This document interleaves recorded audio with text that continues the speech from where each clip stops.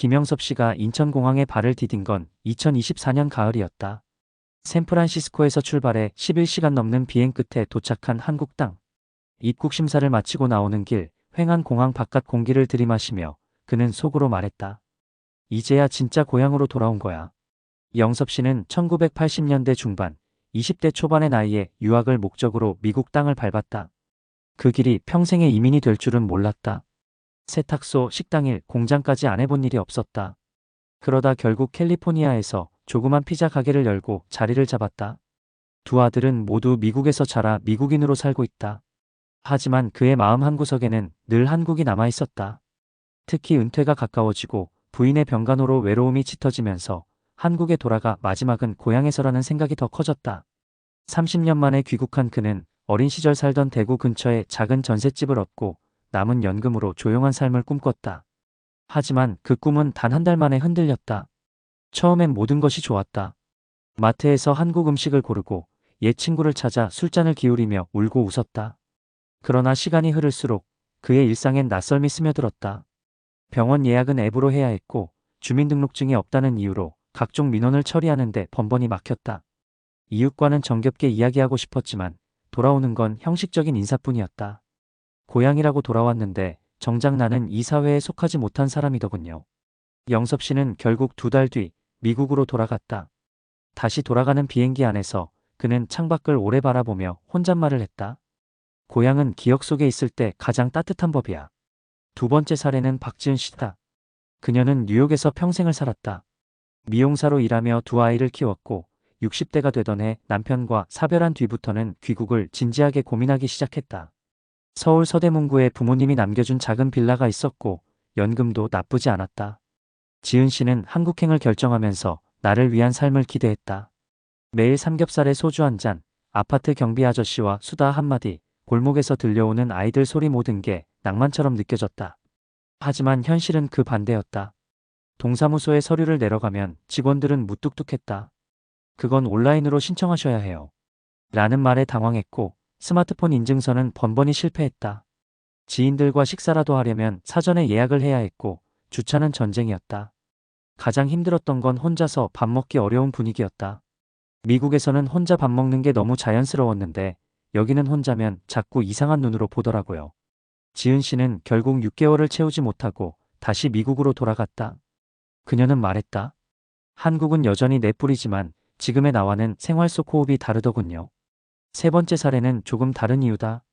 정성훈 씨 부부는 2022년 베트남 다낭에서 은퇴 생활을 시작했다. 물가도 저렴하고 날씨도 따뜻했으며 한인 커뮤니티도 있어 나름 만족스러웠다. 그러나 건강 문제가 생기며 귀국을 결심했다. 한국은 의료 인프라가 좋고 건강보험이 적용되니 장기 치료에는 적합하다고 판단한 것이다. 서울 근교의 신도시에 아파트를 임대하고 생활을 시작했지만 예상치 못한 스트레스가 그들을 덮쳤다. 병원은 빠르고 정확했지만 진료 시간은 짧았고 친절한 설명은 없었다. 아파트 주민들과의 거리감도 컸다. 지나가다 인사라도 할 줄 알았는데 그냥 눈도 안 마주치고 지나가더군요. 성훈 씨는 말했다.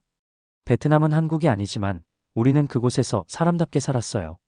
여기는 한국이지만 그 감정이 사라지더군요. 그 부부는 다시 베트남으로 돌아가기로 했다. 치료는 정기적으로 한국에서 받되 평소엔 마음이 편한 곳에서 살기로 한 것이다. 이 세 가지 이야기는 단순한 귀국 실패담이 아니다. 고향이라는 단어 뒤에 숨겨진 현실을 보여주는 기록이다. 많은 교포들이 귀국을 결심할 때 정서적 연결을 가장 큰 이유로 꼽는다. 부모님 묘소, 어린 시절의 기억, 익숙한 음식과 언어. 하지만 그 감정이 지금의 삶 전체를 감당해주지는 못한다. 특히 한국 사회는 지난 30년간 너무도 빠르게 변했다. 디지털 기반의 행정, 경쟁 중심의 문화, 혼자에 대한 사회적 시선 등은 해외에서 오랜 시간 살아온 이들에게는 결코 익숙하지 않은 풍경이다. 그렇다면 어떤 준비가 필요할까? 첫째, 귀국 전 단기 체류 테스트를 거쳐야 한다. 한 달 혹은 2달이라도 실제로 살아보며 자신이 겪게 될 일상을 미리 체험해보는 것이 필수다. 상상과 현실은 늘 다르기 때문이다. 둘째, 디지털 적응 교육을 받는 것이 좋다. 요즘 한국 사회는 스마트폰 하나로 모든 걸 해결하는 구조다. 병원 예약, 금융거래, 대중교통까지 모두 모바일 앱이 기본이다. 여기에 적응하지 못하면 생활 자체가 버거워진다. 셋째, 사회적 연결망을 미리 확보하는 것이 중요하다. 귀국자 커뮤니티, 지역 복지관, 동네 모임 등에서 자신과 비슷한 상황의 사람들과 관계를 만드는 것이 정서적으로 큰 힘이 된다. 넷째, 이중체류라는 선택지도 열어두자. 완전한 귀국이 아닌 계절별로 두 나라를 오가는 방식은 정서적 안정과 현실적 균형을 동시에 가져다 준다.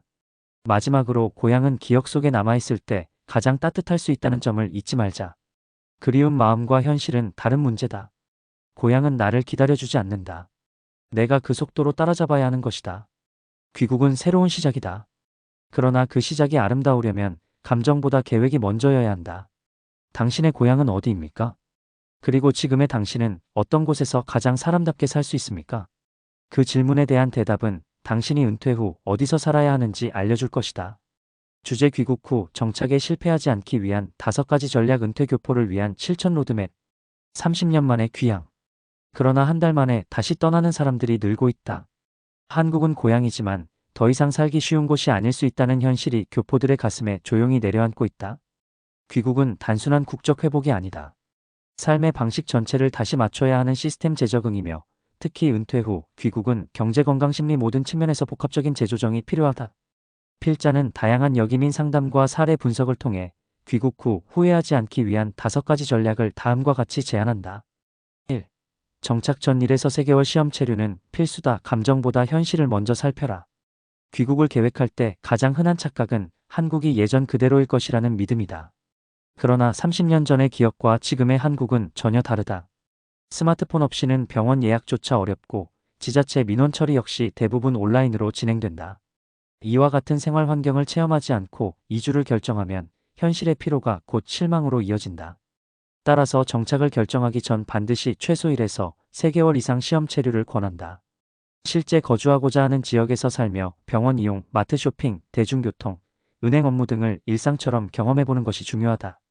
이 과정에서 느끼는 불편함이 있다면 그것이 바로 귀국 후 마주할 생활의 무게다. 2. 디지털 격차를 줄이는 것이 삶의 질을 결정짓는다. 2020년대 한국 사회는 전자정부 수준 세계 최고를 자랑할 만큼 디지털 중심이다. 그러나 이것이 곧 고령층과 디지털 소외자의 배제로 이어진다는 점에서 귀국 교포에게는 큰 장벽이 될 수 있다. 모바일 인증서, 카카오톡 기반 본인 인증, 병원 어플 통한 예약, 키오스크 주문 이러한 시스템을 다룰 수 없으면 일상은 멈춘다. 디지털이 불편하면 삶도 불편하다. 해결책은 디지털 적응 교육이다. 최근 전국의 평생교육센터, 주민자치센터, 시니어 IT 교실 등에서는 60대 이상도 쉽게 따라할 수 있는 스마트폰 사용법, 공공앱 활용법 교육이 활발하다. 귀국 전 또는 직후 이와 같은 강좌를 1에서 2개월만 성실히 수강해도 대부분의 행정생활 업무를 스스로 처리할 수 있게 된다. 실제로 서울 강서구 시니어 IT 교육 수료자의 만족도는 90% 이상이다. 3. 사회적 연결망이 없으면 정서적 단절로 이어진다. 한국 사회는 관계 중심적이지만 동시에 관계 없는 이방인에게는 매우 차갑다. 이웃과 인사를 나누는 문화는 줄어들었고 고향이라고 해도 어릴 적 친구들은 이미 뿔뿔이 흩어졌다. 이처럼 물리적 귀환이 정서적 귀환을 보장해주지 않는다. 따라서 귀국 전부터 정서적 공동체를 준비해야 한다. 방법은 다음과 같다. 첫째, 해당 지역의 교포 귀환자 모임을 찾아 교류를 시작한다. 제한 교포 네트워크, 역이민자 커뮤니티, 은퇴자, 도시회복 지원 모임 등이 온라인 카페 또는 지역 SNS에서 활발히 운영 중이다. 둘째, 자원봉사나 지역 취미 모임에 참여하며 이웃과 자연스럽게 관계를 맺는 것이 좋다. 셋째, 종교기관이나 복지관도 좋은 정서적 지지망이 될 수 있다. 중요한 것은 한국은 내 고향이니 자연스럽게 소속될 것이라는 착각을 버리는 것이다. 정서적 소속감은 지금의 내가 새롭게 만들어가야 한다. 4. 거주지는 고향보다 의료 편의성 중심으로 결정하라. 많은 교포들이 귀국 시 고향 마을 근처를 선호하지만 그것이 반드시 좋은 선택은 아니다. 시골 고향은 정서적 안정은 줄 수 있지만 의료 접근성, 대중교통, 생활 인프라가 약한 경우가 많다. 특히 65세 이후 건강 문제가 급증하는 시기에는 대형 병원과의 접근성이 생존과 직결되기도 한다. 서울이나 수도권은 임대료 부담이 크지만 광주, 대전, 창원, 전주 등의 지방거점 도시는 대형 병원이 가깝고 대중교통도 발달되어 있으며 임대료도 상대적으로 저렴하다. 실제로 한국의 65세 이상 은퇴자가 가장 많이 정착하는 도시는 제주, 순천, 전주, 부산, 청주 순으로 나타난다. 이는 모두 생활 편의성과 의료 접근성이 균형을 이룬 지역이라는 공통점이 있다. 따라서 귀국자는 거주지 선택 시 정서적 고향이 아닌 생활의 질을 최우선 기준으로 삼아야 한다. 5.